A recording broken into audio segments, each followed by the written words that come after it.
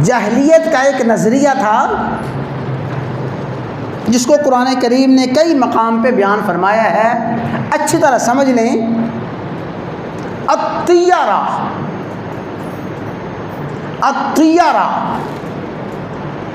اللہ کے نبی نے 3 مرتبہ فرمایا الطیارۃ شرکن، الطیارۃ شرکن، الطیارۃ شرکن. طیارہ شرک ہے، طیارہ شرک ہے، طیارہ شرک ہے. اور یہاں اللہ تعالیٰ نے قرآن کریم میں حضرت موسیٰ علیہ السلام کی قوم کا ذکر فرمایا ہے. فرعونیوں کا نظریہ یہ تھا وَإِن تُصِبْهُمْ سَيِّئَةٌ، اگر ان فرعونیوں کو کوئی پریشانی آ جاتی ہے، کوئی غم، کوئی مصیبت آ جاتی ہے، یَطَّیَّرُوا بِمُوسَىٰ وَمَن مَّعَهُ، معاذ اللہ یہ اس پریشانی میں اور اس غم اور صدمے میں کہتے ہیں معاذ اللہ یہ پریشانی تو موسیٰ اور موسیٰ کے ساتھیوں کی وجہ سے آئی ہے. موسیٰ علیہ السلام کے ساتھیوں پہ بدفعلی لیتے تھے. اور اللہ تعالیٰ نے دوسرے مقام پہ ایک اور قوم کا ذکر فرمایا، وہ بھی نافرمان قوم تھی. انہوں نے اللہ کے نبیوں کو کہا اِنَّا تَطَيَّرْنَا بِكُمْ، اے نبیو یہ جو ہم پہ پریشانی آئی ہے، وبال اور بلا آئی ہے، تطیرنا بکم تمہاری وجہ سے آئی ہے. تو بدفعلی کا نظریہ اور بدفعلی کا خیال یہ کافر کا خیال ہے، مشرک کا خیال ہے. مسلمان اور مومن کبھی بدفعلی اور کبھی طیارہ کا ارتکاب نہیں کر سکتا. طیارہ کیا ہے؟ طیارہ بھئی طیارہ طائر سے نکلا ہے، طائر.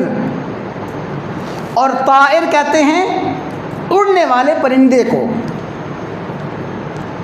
جاہلیت میں لوگوں کا طریقہ کار یہ تھا اور ان کا خیال یہ تھا اگر کوئی کام کرنا ہے، سفر پہ جانا ہے، کوئی کاروبار شروع کرنا ہے، کوئی شادی بیاہ ہے، کوئی بھی کام کرنا ہے، کہتے چلو جی فال نکالتے ہیں. اور فال کیسے نکالتے تھے؟ پہلے ہم سبھی دیکھتے رہے ہیں کہ جب دیہاتوں میں، گاؤں میں درختوں کی کثرت ہوتی تھی، رات کے وقت درختوں پہ آ کے پرندے جھنڈ در جھنڈ بیٹھ جاتے تھے. درختوں پہ پرندے ہی پرندے بیٹھے ہیں، تو جو کوئی کام کرنا چاہتا وہ کسی درخت کے نیچے آتا اور ایک روڑا پتھر اٹھا کے پھینکتا اوپر، اور اوپر پھینک کے دیکھتا کہ پرندے کس طرف اڑتے ہیں.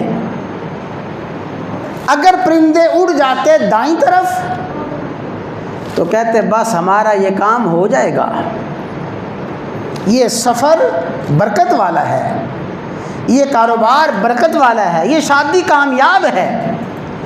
اگر وہ پرندے اڑ جاتے بائیں طرف تو بائیں طرف اڑنے کو سمجھتے کہ نہیں یہ کام بے برکتہ ہے، یہ کام منحوس ہے، یہ سفر کامیابی والا نہیں ہے. پرندوں کو اڑا کے دائیں اور بائیں اڑنے سے فال نکالا کرتے تھے. اللہ کے نبی نے فرمایا الطیارۃ شرکن، الطیارۃ شرکن، الطیارۃ شرکن، یہ فال شرک ہے، یہ فال شرک ہے، یہ فال شرک ہے.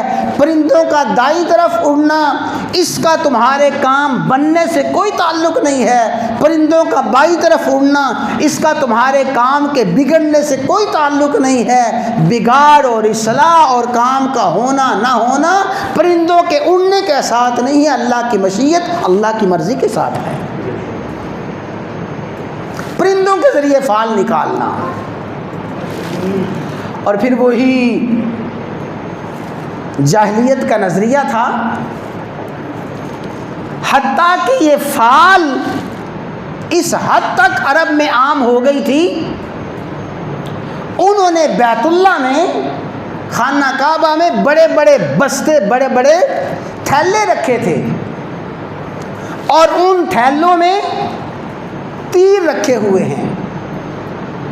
کسی تیر پہ لکھا ہے سعد، بخت والا تیر ہے، کامیابی والا تیر ہے۔ کسی تیر پہ لکھا ناکامی والا تیر ہے۔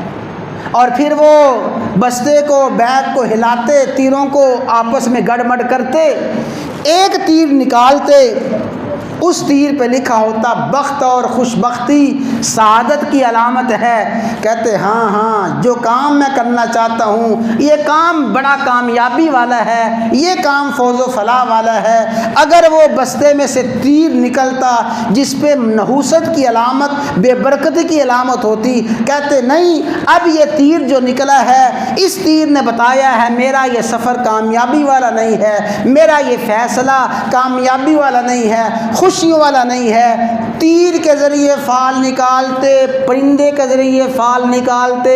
اللہ کے نبی نے فرمایا الطیرۃ شرکن، یہ فال شرک ہے، یہ بدشگونی لینا اور بدفالی لینا جاہلیت کا نظریہ تو ہو سکتا ہے، اسلام کا اس نظریے کے ساتھ کوئی تعلق نہیں ہے۔